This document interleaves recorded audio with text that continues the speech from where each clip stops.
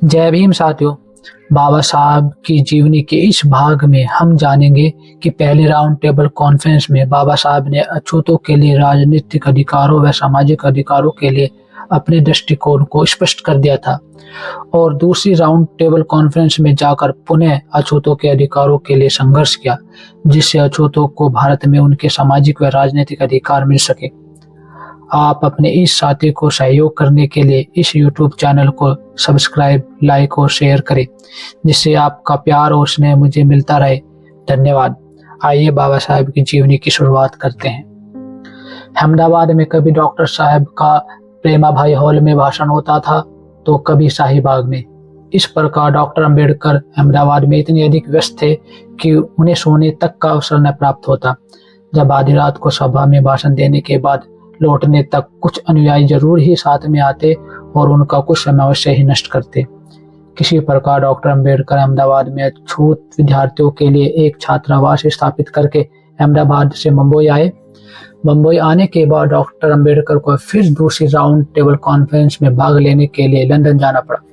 इस बार जब डॉक्टर साहब लंदन नहीं गए थे तब गांधी जी कई जगह अपने भाषणों में अछूतों के लिए पृथक अधिकारों की निंदा कर चुके थे। अतः डॉक्टर अंबेडकर ने यह अच्छा समझा कि लंदन जाने से पूर्व गांधी जी से मिलकर अछूतों के लिए उनके दृष्टिकोण को स्पष्ट कर ले तो अच्छा ही होगा।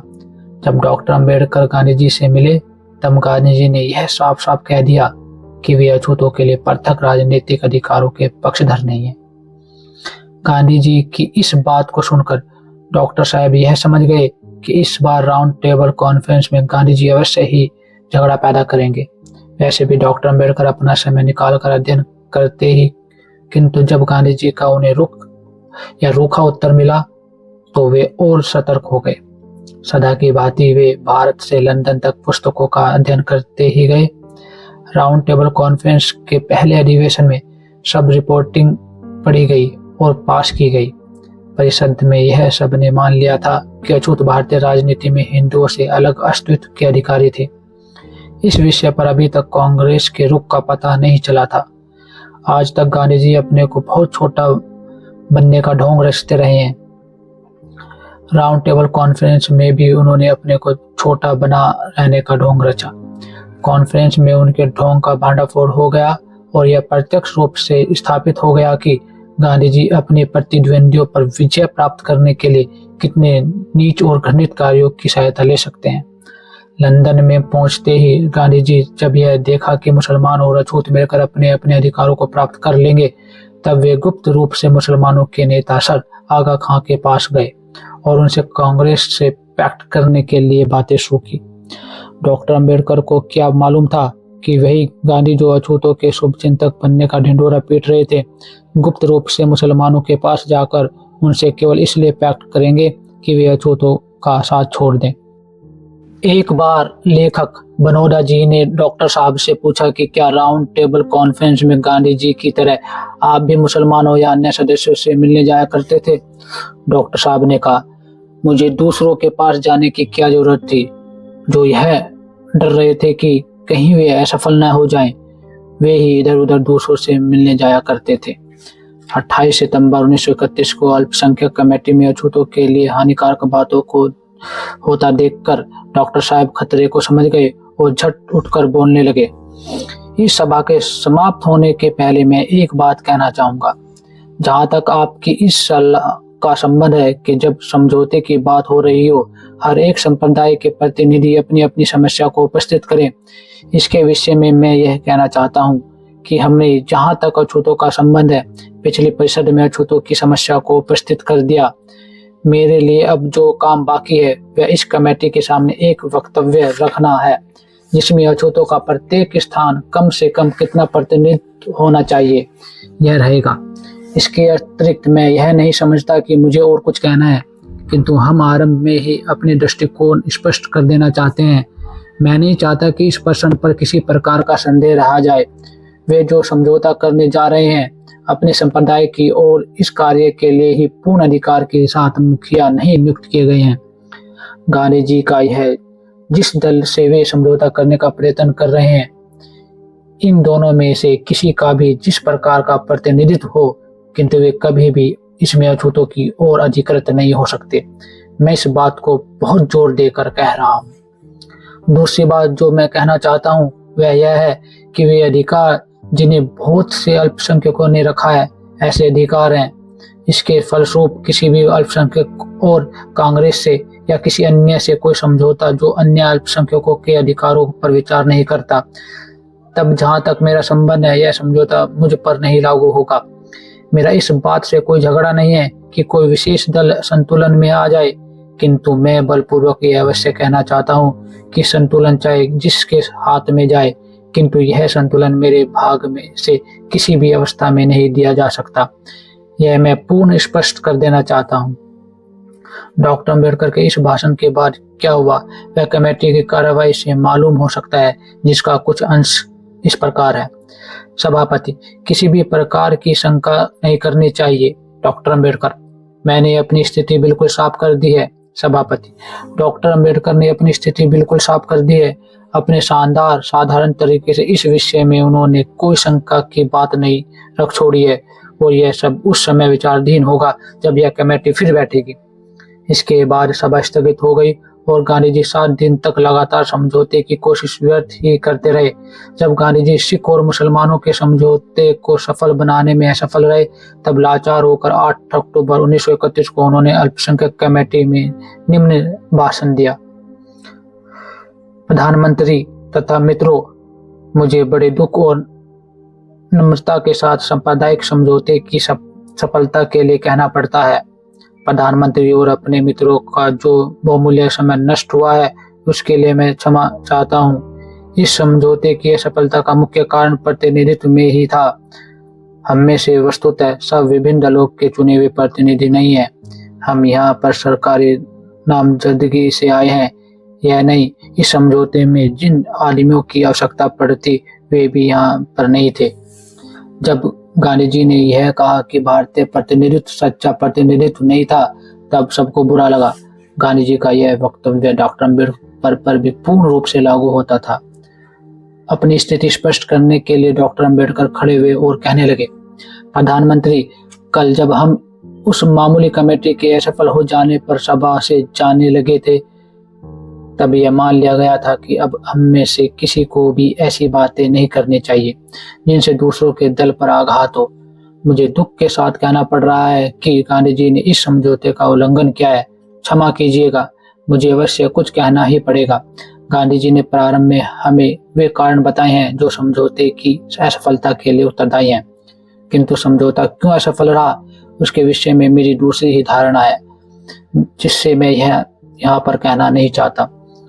उसके स्थान पर कि गांधी जी अल्पसंख्यक कमेटी के अनिश्चित समय तक स्थगित होने पर संतोष से काम ले, वे विभिन्न जातियों के प्रतिनिधित्व पर कुछ तानाजनी कर रहे हैं। उन्होंने कहा है कि वे प्रतिनिधि सरकार के नामजद थे और इसलिए वे अपने संप्रदाय का प्रतिनिधित्व नहीं करते। हम यह तो नहीं अस्वीकार कर सकते कि हम सरकार के नामजद नहीं है, किंतु जहां तक मेरा संबंध है, यदि भारत के अछूतों को अपना प्रतिनिधि चुनने का अवसर दिया जाए, तब भी इसमें तनिक भी शक नहीं है कि मैं इस चुन के एक स्थान प्राप्त करूंगा। इसलिए मैं यह कह सकता हूं कि चाहे मैं नामजद हूं या नहीं, मैं अपने संप्रदाय का प्रतिनिधित्व करता हूं। किसी भी आदमी को इस विषय में कोई शंका न रहे। महात्मा सदैव से यहाँ दावा करते रहे हैं कि कांग्रेस अछूतों का प्रतिनिधित्व करती है, और वे यह भी कहते हैं कि मैं यहाँ मेरे साथियों से कांग्रेस अछूतों का अधिक प्रतिनिधित्व करती है।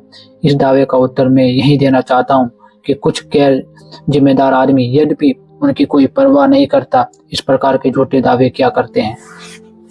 मैंने अभी तक ऐसे स्थान से जहाँ न मैं कभी गया और ऐसे मनुष्य से जिसे मैंने कभी देखा नहीं, अभी भी एक तार पाया है। सभापति, depress classes union Kumaon Almora, जो मैं विश्वास करता हूं कि संयुक्त प्रांत में है, ने तार भेजा है जिस तार में यह प्रस्ताव है। यह सभा कांग्रेस के उस आंदोलन में अविश्वास प्रकट करती है जिससे कांग्रेस द्वारा इस देश में और बाहर भी किया गया है, और कांग्रेस कार्यकर्ताओं के रवैये का खंडन करती है। मैं इसके आगे बढ़ने की परवाह नहीं करता, किंतु मैं इतना कह सकता हूँ और मैं समझता हूँ कि गांधी जी यदि अपनी स्थिति की परीक्षा करे तो वे सत्य पर जाएंगे कि हो सकता है कि कांग्रेस में कुछ ऐसे सज्जन हों जो अछूतों के प्रति सहानुभूति प्रकट करते हों, तथापि अछूत कांग्रेस में नहीं है। यह वह स्थिति है जिसे मैं स्थिर करना चाहता हूँ। मैं इन विवादित बातों में नहीं लगना चाहता। ऐसा करना मुख्य कार्य की सीमा को पार करना होगा। मुख्य बात जो गांधी जी ने कही है वह यह है कि कमेटी अनिश्चित काल तक के लिए स्थगित कर दी जाए। सर मोहम्मद शफी के विचारों से मैं पूर्णतः सहमत हूँ। मैं गांधी जी की इस राय से सहमत नहीं। मैं समझता हूँ कि इसके दो मार्ग हैं। एक तो यह है कि उस समय तक हम विचार विनिमय करते रहें जब तक कि हम कोई समझौता न कर लें। दूसरा मार्ग यह है कि अंग्रेज सरकार पर ही सब कुछ छोड़ दिया जाए। हम किसी अन्य दल के हाथों में यह प्रश्न नहीं छोड़ सकते।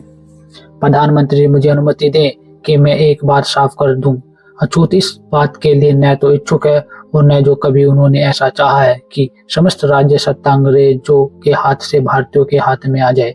उन्हें अंग्रेजों के प्रति कुछ आपत्तियां हैं जिन्हें मैं स्पष्ट कर दिया है, किंतु सत्य तो यह है कि अछूत सरकार में परिवर्तन के लिए चिंतित नहीं है। किंतु यदि सरकार ऐसा करने के लिए विवश होगी तो मैं यह कह देना चाहता हूँ कि शासनाधिकार केवल एक दल के हाथ में, चाहे वह मुसलमान हो या हिंदू, न होना चाहिए। इसके साथ पर भारत में जितने संप्रदाय हैं उन सब में शासनाधिकार का बंटवारा उनकी संख्या के अनुसार होना चाहिए। इस दृष्टिकोण में मैं यह नहीं जानता कि मैं और मेरे संप्रदाय का फेडरल स्ट्रक्चर कमेटी में क्या स्थान होगा। डॉक्टर साहब के इस भाषण के बाद कमेटी की बैठक स्थगित कर दी गई। अल्पसंख्यक कमेटी की बैठक स्थगित होने के बाद अल्पसंख्यक संप्रदाय के प्रतिनिधियों ने गांधी जी से अलग एक सभा की और उसमें आपस में एक संधि की। इस संधि में मुसलमान, अछूत, ईसाई, एंग्लो इंडियन और भारतीय अंग्रेज भी थे। डॉक्टर अम्बेडकर ने भी इस सभा में भाग लिया। जब इस सभा में भारत के सभी अल्पसंख्यकों में आपस में पैक्ट हो गया, तब अन्य प्रतिनिधियों के साथ डॉक्टर अम्बेडकर भी 12 नवंबर 1931 को रात में हाउस ऑफ कॉमन्स में सर रैमजे मैकडोनाल्ड से मिलने और अपने इस समझौते को उनके सामने रखा। इस पैक्ट में यह मान लिया गया कि अछूत हिंदुओं से प्रत्यक्ष सत्ता के अधिकारी हैं। द्वितीय राउंड टेबल कॉन्फ्रेंस में जब जो गांधी जी गए थे तब से इतनी बेचैनी और उथल पुथल मची थी कि कोई भी काम सफलतापूर्वक नहीं हो सका। गांधी जी कई बार हट करके अल्पसंख्यक कमेटी की बैठक को स्थगित करा चुके थे। वे बार बार यह दावा करते कि इस बार के सांप्रदायिक प्रश्न पर समझौता अवश्य कर लेंगे, किंतु हर बार उनका यह दावा गलत साबित होता। संक्षेप में गांधी जी के 1000 प्रयत्न करने पर भी सांप्रदायिक समझौता किसी प्रकार संभव नहीं हो सका। इन बातों को डॉक्टर अम्बेडकर अच्छी तरह से देख रहे थे, अतः उन्होंने व्यर्थ समय नष्ट करना अच्छा नहीं समझा और सभी अल्पसंख्यकों के प्रतिनिधियों को साथ लेकर हिज हाईनेस सर आगा खां को अगुवा बनाकर बड़ी मेहनत के बाद अल्पसंख्यक पैक्ट तैयार किया। इस पैक्ट में जो अधिक मार्के की बात अछूतों की हिंदुओं से पृथक सत्ता की थी और अछूतों का पृथक सत्ता मान लेना ही विशेष कारण था। तब गांधी जी ने इस पैक्ट का खंडन करना प्रारंभ किया। यही कारण है कि जब निकोलस बेवरली ने डॉक्टर अम्बेडकर से गांधी जी के प्रति विचार पूछे तब डॉक्टर साहब ने कहा था, गांधी जी अछूतों के सबसे बड़े दुश्मन हैं। डॉक्टर अम्बेडकर का यह विचार अधिक सत्य उभरता है जब गांधी जी ने अल्पसंख्यक पैक्ट की आलोचना की। गांधी जी कहते हैं, मैं अल्पसंख्यकों के दावे को देख रहा हूँ, लेकिन अछूतों की ओर से जो दावा किया गया है वह सबसे अधिक निर्दयी है। इसका अर्थ सदा के लिए बेईमानी का प्रतिबंध होगा। मैं अछूतों की महत्वपूर्ण भलाई को भारत की स्वतंत्रता तक के लिए नहीं बेच सकता। मैं स्वयं यह दावा करता हूँ कि अछूतों की बहुत बड़ी संख्या का प्रतिनिधित्व मैं ही करता हूँ। यहाँ मैं केवल कांग्रेस की ओर से नहीं बोल रहा हूँ, मैं अपनी ओर से भी बोल रहा हूँ और मैं यह दावा करता हूँ कि यदि भारतीय अछूतों को अपना प्रतिनिधि चुनने का अवसर दिया जाए तो मैं सभी उम्मीदवारों में पहला आऊंगा और मैं समस्त भारत में एक ओर से दूसरा ओर तक अछूतों को यही बतलाऊंगा कि अछूतों के लिए पृथक सत्ता बेईमानी के प्रतिबंध की जंजीरों को सदा के लिए जकड़ देना है, जो उनके लिए जो तो नहीं है, सनातनी हिंदुओं के लिए बड़े ही श्रम की बात होगी। इस कमेटी और सारी दुनिया को यह समझ लेना चाहिए कि आज भारत में हिंदू सुधारकों की एक संख्या तैयार है जो अस्पृश्यता को मिटाने का प्रयत्न करेगी। क्या अछूत सदा के लिए अछूत ही बने रहेंगे? मैं अस्पृश्यता को जीवित रहने से हिंदू धर्म का मर जाना ही अच्छा समझता हूँ। अतः डॉक्टर अम्बेडकर का सम्मान रखते हुए मुझे बड़ी नम्रता के साथ यहाँ कहना पड़ेगा कि यहाँ महान भूल जो उन्होंने की है, संभवतः अपने कटु अनुभवों के कारण ही उन्होंने ऐसा निर्णय किया है। ऐसा कहने में मुझे दुख हो रहा है, किंतु यदि मैं ऐसा नहीं कहूँगा तो तब अछूतो द्वार जो मुझे जीवन के सम्मान प्रिय हैं, इसके प्रति मैं सच्चा नहीं रह पाऊंगा। यदि मुझे समस्त संसार का राज्य मिले तब भी मैं उनके अधिकार का दमन नहीं करूंगा। मैं इस समय उत्तरदायी होकर बातें कर रहा हूँ। मैं यह कहता हूँ कि डॉक्टर अम्बेडकर का यह दावा ठीक नहीं है जब वे ये कहते हैं कि वे भारत के समस्त अछूतों की ओर से स्वयं बोल रहे हैं।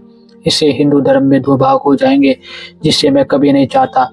मैं इस बात को बुरा न मानूंगा यदि अछूत ईसाई या मुसलमान हो जाए, मैं यह सह लूंगा, लेकिन मैं यह नहीं सह सकता कि प्रत्येक गांव में हिंदुओं में ही दो भाग हो जाए। वे जो अछूतों के राजनीतिक अधिकारों की बात करते हैं, वे अपना भारत नहीं जानते। वे यह नहीं जानते कि भारतीय समाज किस प्रकार का है। अतः मैं अंत में मुझ में जो कुछ शक्ति है उसके साथ मैं यह कहना चाहूंगा कि यदि इस चीज का जो मैं अकेले विरोध करने वाला हूं, तब मैं अपने जीवन को से इसका विरोध करूंगा। गांधी जी के इस भाषण में जो सबसे अधिक ध्यान देने योग्य बात है वह यह है कि उन्होंने मुसलमानों सिखों को हिंदुओं से पृथक स्वीकार कर लिया, किंतु केवल अछूतों को ही वे हिंदुओं से पृथक मानने के लिए तैयार नहीं थे। इसका कारण शायद यही था कि मुसलमान हिंदुओं से पृथक मानने के लिए तैयार नहीं थे। इसका कारण यही था कि मुसलमान हिंदुओं पर शासन कर चुके हैं और सिखों के साथ समान रूप से बर्ताव होता है। सिखों को केवल धार्मिक स्वतंत्रता ही नहीं अपितु सामाजिक स्वतंत्रता भी है। एक सिख हिंदू के साथ विवाह कर सकता है, इसके ठीक विपरीत एक अछूत किसी हिंदू के कुल में विवाह नहीं कर सकता। ऐसी दशा में जबकि सिख और हिंदू सामाजिक रूप से एक हैं, तो उन्हें हिंदुओं से अलग क्यों मान लिया गया? और जबकि अछूत और हिंदुओं में इतना बड़ा फासला है कि एक दूसरे को छू लेने में ही अपने धर्म को भ्रष्ट होना मान लेते हैं, तब हिंदू और अछूत को एक ही सूत्र में जबरदस्ती क्यों बांधा गया? एक बात जो ध्यान देने योग्य है कि कभी तो गांधी जी अछूतों की बात करते हुए स्वयं अछूतों की ओर से बोलने लगते हैं, कभी वे सनातनी हिंदुओं की ओर से बोलते हैं और कभी वे भारतवर्ष की ओर से बोलने लगते हैं। वास्तविकता तो यह है कि गांधी जी पर रूसियों के लिए नेपोलियन द्वारा कहा गया वक्तव्य पूर्ण रूप से लागू होता है। नेपोलियन ने कहा था, रूसी को खुरच कर देखो और उसके एक तारतर अवश्य मिलेगा। ठीक उसी प्रकार से भारत का प्रत्येक स्वर्ण हिंदू सनातनी है।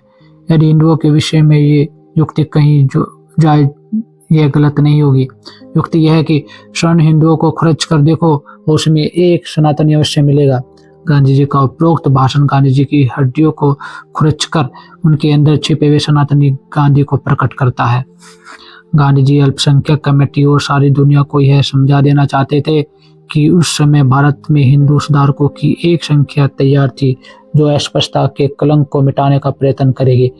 जिस हिंदू सुधारकों की संस्था का इशारा गांधी जी कर रहे थे वह वही संस्था थी जिसे 1892 में कांग्रेस ने अपना पंडाल देने से इनकार कर दिया था। जिस समय गांधी जी ने इस सामाजिक सुधार संस्था की ओर ध्यान आकर्षित किया था, उस समय कांग्रेस की दया के कारण ही उस संस्था का अंत हो चुका था। गांधी जी की ये बातें बिल्कुल झूठी थी।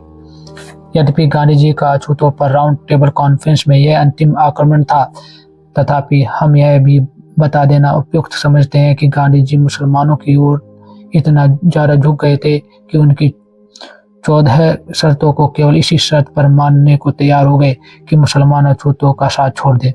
फिर भी मुसलमानों ने अछूतों को अकेला नहीं छोड़ा और गांधी जी के अछूतों के प्रति षड्यंत्र का अंत कर दिया। इस प्रकार गांधी जी ने राउंड टेबल कॉन्फ्रेंस में अछूतों की स्वतंत्रता प्राप्त करने के लिए डॉक्टर अम्बेडकर के सभी प्रयत्नों को असफल बना देने में सफल हो रहे थे। जब प्रधानमंत्री ने यह देखा कि भारतीय प्रतिनिधि सांप्रदायिक प्रश्न हल करने में असफल रहे हैं, तब उन्होंने सभी प्रतिनिधियों से यह कहा, क्या आप में से सब एक कागज पर दस्तखत करके मुझे यह प्रार्थना करेंगे कि सांप्रदायिक प्रश्न का निर्णय मैं करूं, किंतु याद रहे मेरा यह निर्णय सबको मानना होगा। प्रार्थना पत्र पर दस्तखत करने के बाद सभी भारतीय प्रतिनिधि भारत लौट आए। कुछ दिनों बाद ब्रिटिश सरकार की घोषणा हुई जिसमें अछूतों की प्रत्यक्ष सत्ता स्वीकार कर ली गई। यह थी डॉक्टर अम्बेडकर की नहीं, अछूतों की गांधी जी तथा अन्य स्वर्ण हिंदुओं पर जीत। डॉक्टर अंबेडकर की मेहनत का एक एक कतरा सफल हो गया था। राउंड टेबल कॉन्फ्रेंस में डॉक्टर अंबेडकर को अब तक हमने एक राजनीतिज्ञ की दृष्टि से देखा, अब हम उन्हें एक मनुष्य की दृष्टि से देखेंगे।